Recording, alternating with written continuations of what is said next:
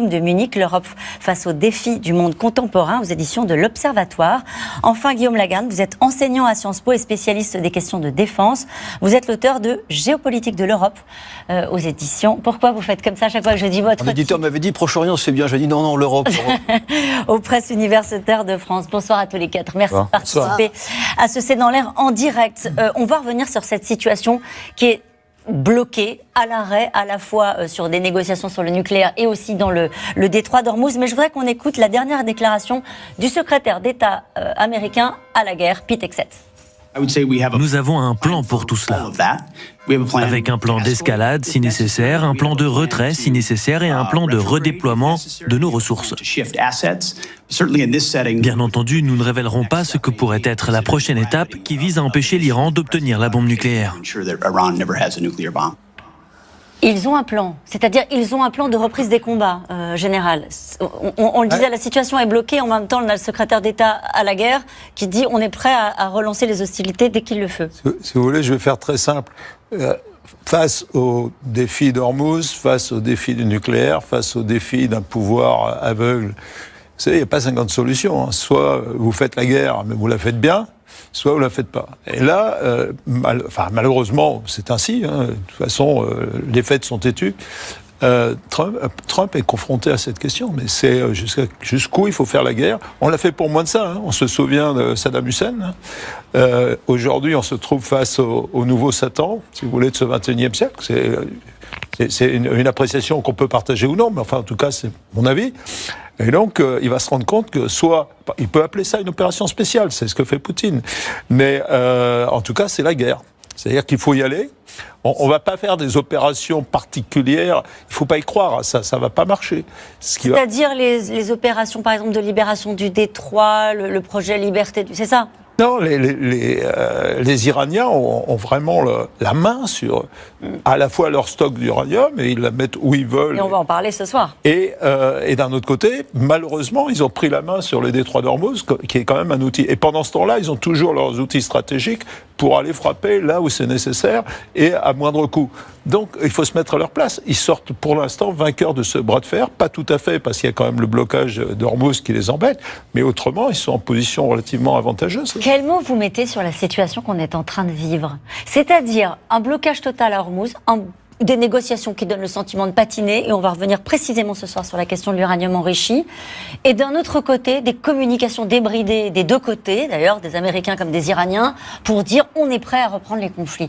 Ça s'appelle comment, ça ? Ni paix ni guerre, mais ça ne signifie pas qu'on n'est pas en pleine crise, et ça ne signifie pas que ça ne va pas reprendre, et ça ne signifie pas qu'on n'a pas assisté à une guerre de relative haute intensité ces derniers mois, et ça pourrait très bien revenir. Mais des situations comme celle-là, dans l'histoire longue des conflits, vous en avez pas mal, donc c'est pas totalement original. Ensuite, vous parlez de plan tout à l'heure. En fait, tout pays, toute puissance qui se respecte, surtout en temps de crise, voire de guerre, a nécessairement des plans. Ça ne veut pas dire que Trump et Pete Hegseth sont particulièrement compétents en matière militaire. Je pense qu'ils ne le sont pas. Mais ça ne signifie pas que l'état-major, lui, est incompétent. Manifestement, il y a des plans. Et à la fin des fins, c'est le chef de l'exécutif qui choisit tel ou tel plan proposé par l'armée en fonction de ses objectifs. Et le problème avec Trump, c'est que les objectifs, ils sont pas clairs. Moi, je pense que sur le plan économique à long terme, ils sont relativement clairs. On pourrait y revenir. C'est le mercantilisme absolu. C'est le nord de sa boussole. Mais sur le plan politique, diplomatique et donc militaire, c'est pas extrêmement clair. Mais ça ne veut pas dire que les États-Unis vont perdre ce conflit sous prétexte que les deux ou les trois chefs de l'exécutif ne sont pas très compétents sur le plan militaire. Pardon de poser la question comme ça, mais qu'est-ce qu'on attend ? Qu'est-ce qu'il attend ? Qu'est-ce qu'ils attendent, les Américains ? Quand je vous dis dans quel moment sommes-nous, c'est-à-dire ils attendent un refus, un échec total des négociations. On sait que des négociations, on peut les maintenir comme ça, en mode survie, comme il le dit, pendant des mois et des mois. Ça peut être quoi le déclencheur ? Alors moi je pense que chacun attend un critère précis de victoire. Alors ce qui serait un critère à ses yeux bien évidemment, mais je pense que Trump à l'approche, et on le dit depuis plusieurs mois, des midterms dont entre parenthèses il se fiche aux trois quarts à mon avis. Je ferme la parenthèse. Mais en tout cas vous avez quand même dans une démocratie des échéances importantes. C'est vrai d'ailleurs pour Netanyahou, on pourrait y revenir, et c'est encore plus vrai parce que pour le coup les élections législatives en Israël c'est dans quelques mois et Netanyahou n'est absolument pas sûr aujourd'hui en vertu de ce que disent les sondages sondages de l'emporter. Mais quelque part, c'est vrai aussi pour la République islamique d'Iran. C'est-à-dire, est-ce que le général Paloméros vient de dire, et juste tant que le régime est au pouvoir, lui, il peut considérer qu'il n'a pas perdu. Mais attention, sur le plan militaire et économique, aujourd'hui, l'Iran, me semble-t-il, n'est vraiment pas, pour l'instant en tout cas, vainqueur de ce bras de fer. C'est ce que dit Donald Trump. Il a posté sur son réseau social des images créées par IA juste avant de s'envoler pour la Chine. Et on va parler ce soir aussi de son voyage très attendu à Pékin. Donc, bye bye fast boat. Donc, on va voir ces images dans un instant. Voilà, bing bing gone. Voilà. Donc, il met en image la supériorité militaire des États-Unis vis-à-vis de l'Iran dans ce discours qu'il a depuis le début, qui est de dire militairement, c'est plié, ils ont perdu, nous sommes les plus forts. Oui, militairement, il est évident que la puissance américaine est supérieure à celle de l'Iran. La guerre, c'est pas que du matériel militaire, c'est aussi un affrontement des volontés. Et après, il faut trouver le chemin pour pouvoir s'en échapper. Moi, je crois que la période qu'on vit en ce moment, c'est une des périodes de la guerre. On est habitué, le qui se passe aujourd'hui, c'est la guerre qui, en fait, ne s'est pas terminée. Elle est ponctuée par des petits cessez-le-feu plus ou moins respectés. On est plutôt dans une phase de guerre économique aujourd'hui et de guerre aussi politique. Mais cette guerre ne s'est pas terminée. Tant qu'elle ne sera pas terminée, on ne sait pas qui va la gagner. Le problème, c'est que, alors, je pense que Donald Trump, on a l'impression qu'il n'a pas d'objectif, il est erratique, il change d'avis. Tout cela est vrai, mais sur une chose, il a un objectif. Et il est contradictoire avec l'objectif des Iraniens. C'est pour ça que c'est un peu le nœud gordien de cette histoire, c'est que Donald Trump a toujours dit qu'il ne voulait pas de bombes nucléaires iraniennes. Oui, en cela, il est d'accord avec les Israéliens, il est d'accord avec les Européens, et les Iraniens ont toujours pensé très fort, si fort que ça se voit dans leurs actions, qu'ils veulent la bombe nucléaire iranienne. Donc, c'est là que c'est très très compliqué. Pardon. C'est là que c'est compliqué, mais ce soir, pardon, je vous coupe parce qu'on va vraiment rentrer dans le détail de la question du nucléaire, parce que on était passé sur le blocage du détroit d'Ormuz et on était focus et les Iraniens. Un mot pour qualifier la situation dans laquelle nous sommes aujourd'hui. Est-ce qu'on est dans la guerre, comme le dit à l'instant Isabelle Lasserre? Je pense qu'on est dans une situation de type tolstoïen, c'est la guerre et la paix, c'est-à-dire vous avez à la fois un cessez-le-feu qui continue de prévaloir, aucun des protagonistes ne l'a dénoncé, et en même temps vous avez des opérations militaires qui se poursuivent, frappes iraniennes sur des bateaux américains, frappes américaines sur des navires iraniens, et puis apparemment aussi il y a eu des échanges de tirs avec les Émirats arabes unis. Donc on est dans cette situation qui n'est pas d'ailleurs sans ressembler à celle du Liban, où un cessez-le-feu théoriquement prévaut, mais les opérations militaires se poursuivent. Sur le bilan de ces opérations militaires, moi ce que je voudrais dire c'est que on a quasiment 24 heures après le début des opérations américaines commencé à parler d'enlisement, de bourbier. C'est quand même aussi un peu un lieu commun. Dès qu'il y a une opération occidentale et américaine en particulier, on pointe du doigt tout de suite les difficultés. Quand même, je trouve que quand on compare cette opération à celle qu'on a, nous, tout récemment connue, rappelez-vous l'Irak, rappelez-vous l'Afghanistan, le bilan américain, pour l'instant, il est très, très, très modéré. Ils ont eu 14 morts, dont 6 par accident au Koweït. En face, on ne sait pas très bien l'étendue des pertes iraniennes, mais c'est probablement des centaines, voire des milliers de soldats iraniens, et l'ensemble quand même du gouvernement qui a disparu. Donc, je trouve qu'à part sur un plan économique, où effectivement le prix du gallon aux États-Unis a augmenté, pour l'instant, le bilan, il n'est pas catastrophique. Et je suis d'accord avec ce que disait Isabelle Lasserre, c'est une guerre de long cours. C'est une guerre qui a démarré, et il a raison de le dire, M. Trump, en 1979. D'ailleurs, il y a déjà eu des affrontements directs, on l'oublie, mais irano-américains à la fin des années 80, dans le Golfe, à nouveau sur le détroit d'Ormuz. C'était déjà le problème du transit de ce détroit. À l'époque, c'était pour les Koweïtiens et les Irakiens. Et je termine là-dessus. Je pense qu'il faut attendre, il faut voir ce qui se passe. Vous posiez la question des objectifs.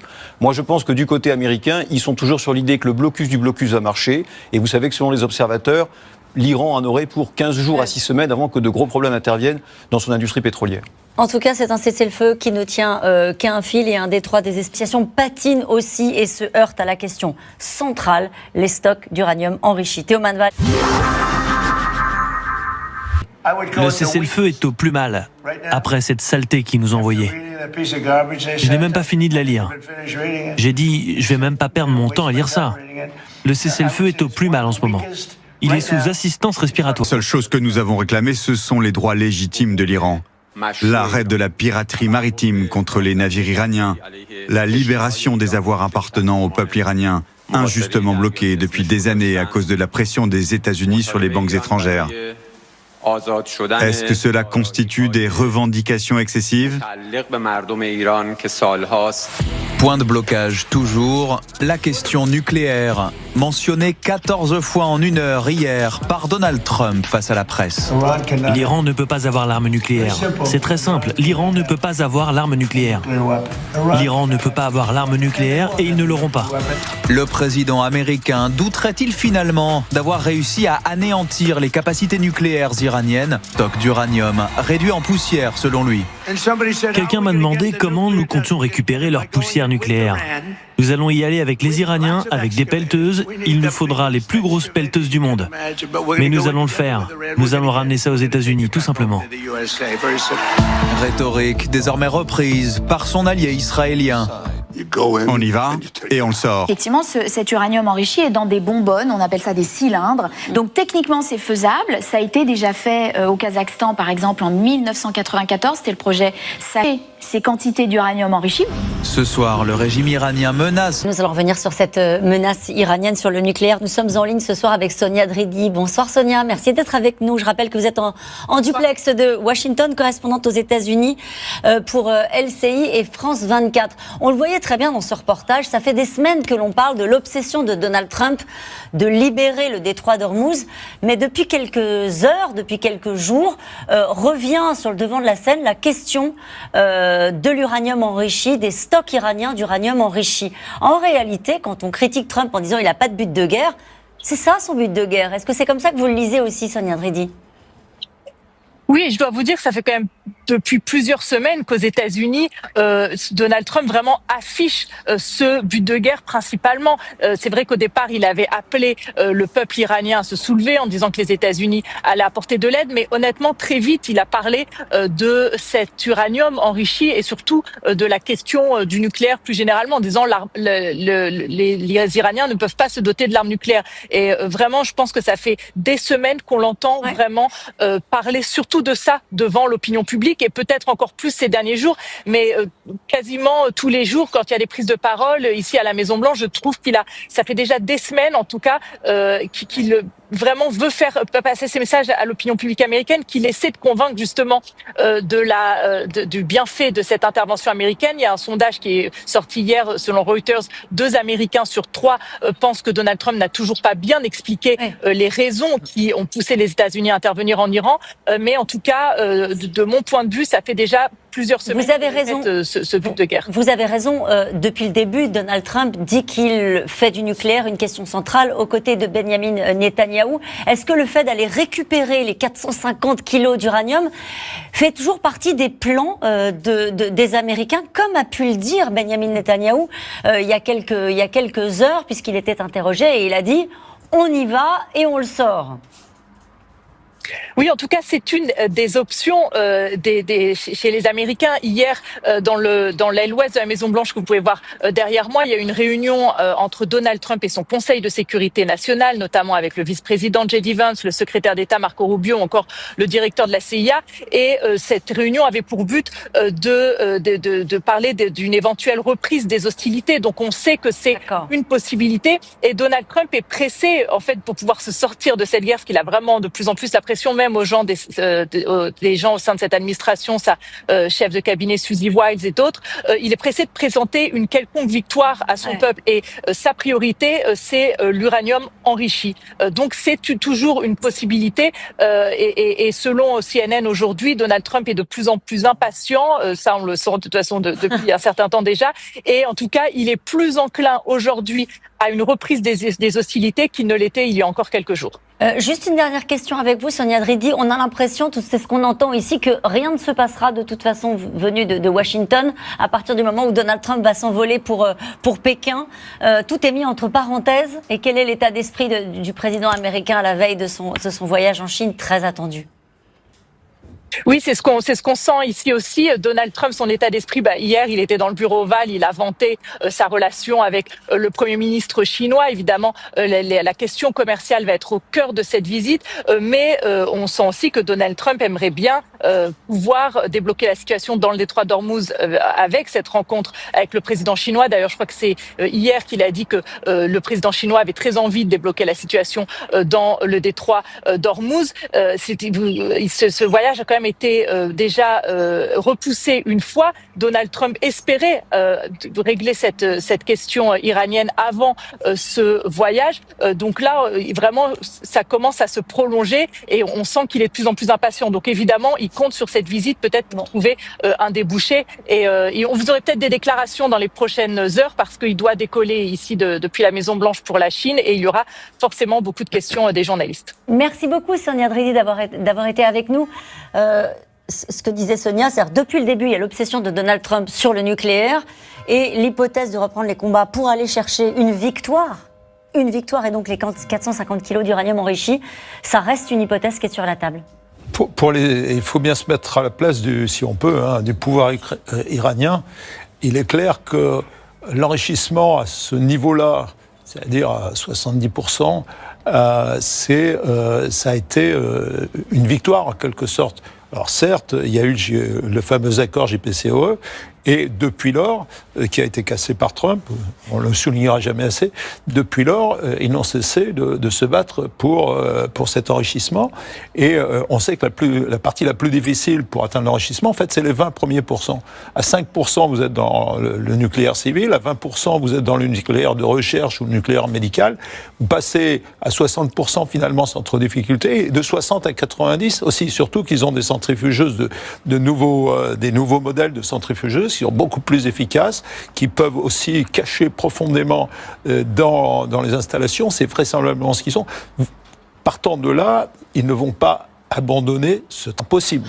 C'est existentiel. Pour eux, ça sera la dernière roue du carrosse, en quelque sorte. Ça sera l'ultime.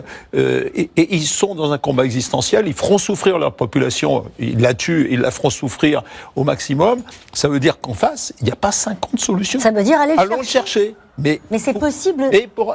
Militairement. Je le dirais une dernière fois. Pour moi, c'est la guerre, le but de guerre. Je ne partage pas un semblant d'optimisme ici en disant. Les Américains, quand même, ils ont réussi à faire une guerre sans perte. Évidemment, ils avaient la supériorité aérienne. Très bien, c'est nécessaire, c'est même indispensable. Évidemment, les Israéliens les ont soutenus.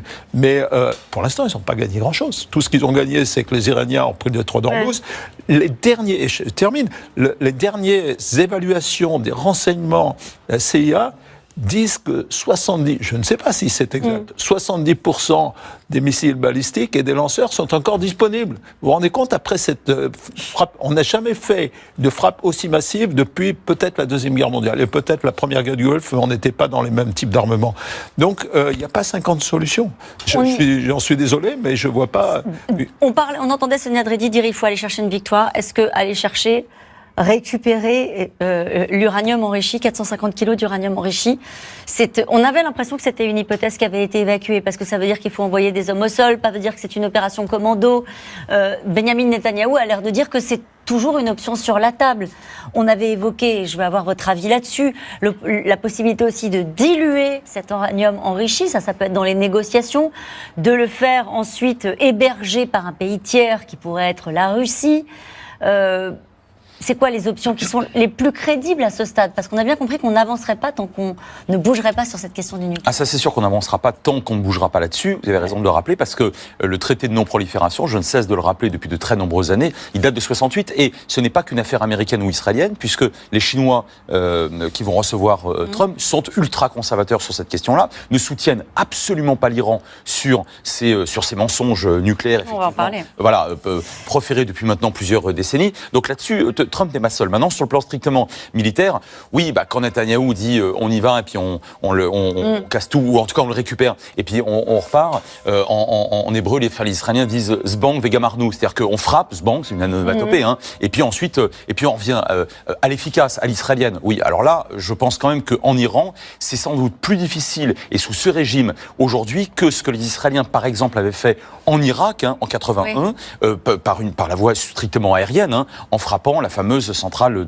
d'Ozira qui avait mis fin à l'aventure nucléaire irakienne. Donc je pense que sur le plan strictement militaire, ce serait beaucoup plus risqué et beaucoup plus difficile, mais je pense que ce n'est pas impossible. Et surtout, ce qui a été dit est vraiment très juste, là pour le coup, vous auriez un critère clair, fondamental de victoire. Et oui, alors bien sûr pas de victoire nécessairement sur le régime parce que lui, il resterait en place malheureusement, mais quand même, si ce régime, je le dis d'un mot, devait perdre toute capacité raisonnable à obtenir à terme, ne serait-ce qu'à moyen long terme, la bombe atomique, par les faits des Américains ou des Israéliens, là pour le coup, on pourrait effectivement dire qu'ils auraient perdu cette guerre.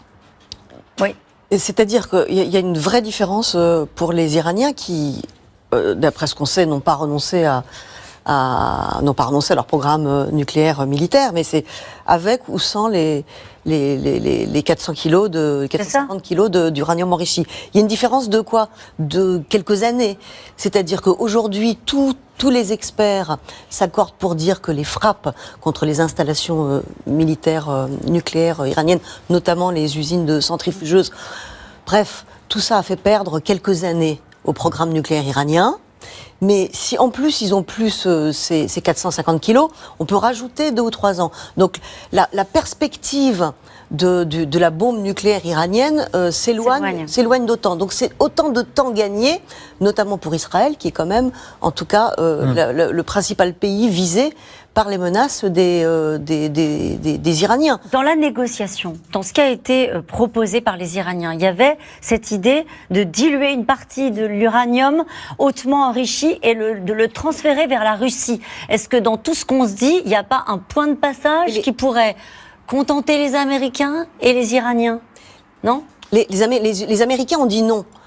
Les Russes savent faire. L'entreprise russe Rosatom sait faire ça. Les Américains ont fermé la porte. Elle l'a déjà fait. Les Américains se sont dit, est-ce qu'on peut faire confiance à Vladimir Poutine? Et même Trump en a conclu qu'on ne pouvait pas faire confiance à Vladimir Poutine. Quant aux questions de dilution à l'intérieur, après il faut aller vérifier. Il faut aller vérifier. Et quand on a couvert, moi j'ai couvert les négociations nucléaires iraniennes pendant 15 ans. Et je passais mon temps à faire des papiers sur les violations, les inspecteurs de l'AIEA qui étaient empêchés de travailler, des dissimulations, des nouvelles installations créées sous terre. Donc la promesse iranienne non plus, on ne peut pas lui faire confiance. Donc on est un peu dans l'impasse. On est totalement dans l'impasse. Et cette déclaration de Chris Wright, qui est le secrétaire d'État américain à l'énergie, et qui dit ceci: les États-Unis pourraient envisager un accord provisoire qui ne réglerait pas la question nucléaire, sur NBC dimanche. Donc c'est tellement une impasse, il y a tellement de voies, pas de voies possibles de négociation sur la question du nucléaire entre les Américains et les Iraniens, qui se disent on va peut-être faire un faux accord, ce qui ne comprendrait pas le nucléaire, ça paraît inenvisageable. Je pense que cette déclaration, elle visait à un peu rassurer les marchés pour distinguer la question nucléaire de la question du Détroit. Je ne sais pas s'il faut la prendre pour la... D'accord. Voilà, je ne sais pas s'il faut lui donner plus d'importance que cela. Moi, ce que je voudrais dire, c'est que évidemment, le problème de la dilution ou de la remise à un État tiers, ça renvoie à ce que disait Frédéric, c'est-à-dire la question de la non-prolifération. Au passage, je rappelle que la Chine n'a ratifié le traité de non-prolifération qu'en 1992, donc pendant presque 25 ans, elle a proliféré. Elle a d'ailleurs été, avec le Pakistan voisin, à l'origine du programme nucléaire iranien. Il faut rappeler que les centrifugeuses, elles viennent du Pakistan. Ce sont les États-Unis qui ont obligé le Pakistan à arrêter cette filière d'exportation. Et aujourd'hui, effectivement, on se focalise sur les 440 kilos qui sont très importants. Ça représenterait une douzaine de bombes nucléaires. Mais vous avez derrière une dizaine de tonnes qui est un peu moins enrichie, mais qui pourrait l'être si les centrifugeuses fonctionnaient à nouveau. Et là, évidemment, l'Iran aurait encore des capacités supérieures. Donc, c'est un vrai sujet. Alors, comment le traiter ?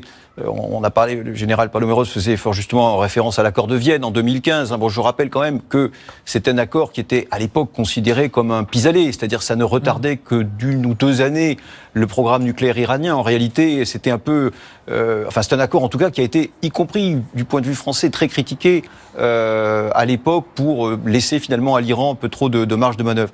Est-ce qu'il faut revenir à un accord comme cela avec les Iraniens ? Là, ça pose la question que rappelle Isabelle Lasserre, c'est-à-dire la question de la confiance. Il est évident que les Iraniens, alors que ce soit pour des questions culturelles liées au schisme ou tout simplement par esprit de survie, on ne peut pas vraiment leur faire confiance. Et donc je termine en disant que dans ce contexte, évidemment, l'option militaire revient sur la table. La guerre des 12 jours l'année dernière, de l'avis général, a quand même permis de réduire les capacités de centrifugeuses. Aujourd'hui, c'est vrai qu'il reste des capacités militaires iraniennes. Maintenant, moi, je pense qu'on peut quand même tout imaginer. Qui aurait pensé, là je fais un petit peu de la politique fiction, mais qui aurait pensé que les Américains, perdant un de leurs pilotes, arriveraient à le récupérer sans avoir de perte. Moi, et on a vu, j'aurais pu vous le dire. Voilà. Et on a, honnêtement, je défends l'armée de l'air.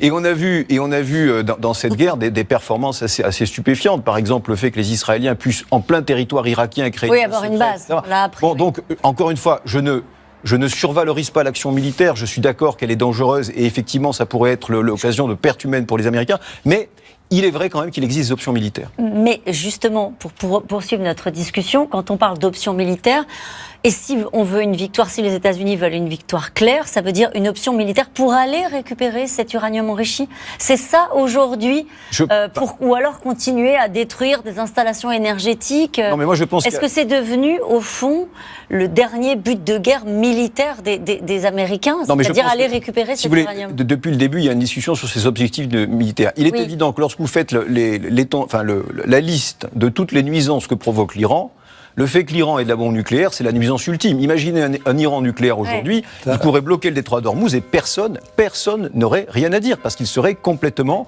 si vous voulez, protégé. Donc c'est évident que c'est le premier. Mais après, vous faites la liste de la prolifération balistique, soutien aux milices régionales, oppression de leur propre peuple. Il y a toutes sortes de nuisances. Mais je pense que dans l'ordre des priorités, c'est le nucléaire qui apparaît la plus importante. Et d'ailleurs, le porte-parole de la Commission de sécurité nationale du Parlement iranien a dit l'une des options dont disposerait l'Iran en cas de nouvelle... Mettre tout ça dans une tête, il faut que cette tête elle soit résiliente. Oui. Donc, mais ça pourrait se faire en peu de temps. Moi, il me semble que le dilemme, finalement, il se résume à un point. C'est que le nucléaire est le centre de gravité de tout ça, et que c'est à la fois un objectif affiché par Trump et encore plus par Netanyahou, les deux ensemble, mais c'est aussi peut-être l'échappatoire. Parce que c'est peut-être le domaine, si je me place à la place de Trump, ce qui est difficile, où il pourrait obtenir une pseudo-victoire avec une forme de moratoire à 10, à 15, à 20 ans. Sachant que dans les autres domaines, ça va quasiment pas être possible de trouver un domaine où il puisse se retirer en criant victoire. Hormuz, je n'y crois pas l'ombre d'instant. Les Iraniens ont mis la main dessus et ils vont pas la lâcher. Le missile balistique, c'est leur survie et c'est leur outil de dissuasion. Il reste pas grand-chose, quoi. Donc le nucléaire, c'est à la fois le problème et la solution, quelque part. C'est un peu retour à la case départ, quand même. Vous savez pourquoi tout est bloqué ? C'est parce que tout dépend de... En fait, on ne pourra résoudre ces problèmes-là que le jour où le régime tombera. C'est-à-dire que la meilleure chance d'avoir une mise, entre parenthèses, plus ou moins définitive, je dis plus ou moins, parce que même avec un autre régime, on n'est pas sûr, du programme nucléaire iranien et de toutes les nuisances iraniennes, c'est-à-dire les missiles balistiques, l'oppression du peuple et les proxys, c'est la chute du régime. C'est bien pour ça. Dont on ne parle plus du tout. C'est bien pour ça que Netanyahou a cet objectif ultime. Et il a dit, Netanyahou, la guerre n'est pas terminée. Il l'a rappelé. Cet objectif permettra éventuellement de résoudre toutes les questions iraniennes. Une question quand même sur ce qu'on a appris ce matin, le fait que les Émirats arabes unis aient bel et bien frappé en Iran. Pourquoi c'est important dans la région ? Alors c'est très important pour trois raisons. D'abord parce que les Émirats arabes unis, dans la région parmi les autres États du Golfe, sont ceux qui ont démontré dès 2015 au Yémen, les autres royaumes bédouins de la région, je pense notamment à l'Arabie Saoudite, c'est pas négligeable. Et puis trois, c'est aujourd'hui littéralement un allié d'Israël. Voilà, et d'ailleurs c'est la raison pour laquelle les Iraniens frappent essentiellement les Émirats arabes unis, dans une moindre mesure Bahreïn aussi. Bon, mais enfin c'est beaucoup moins important, mais ce sont les deux pays de la région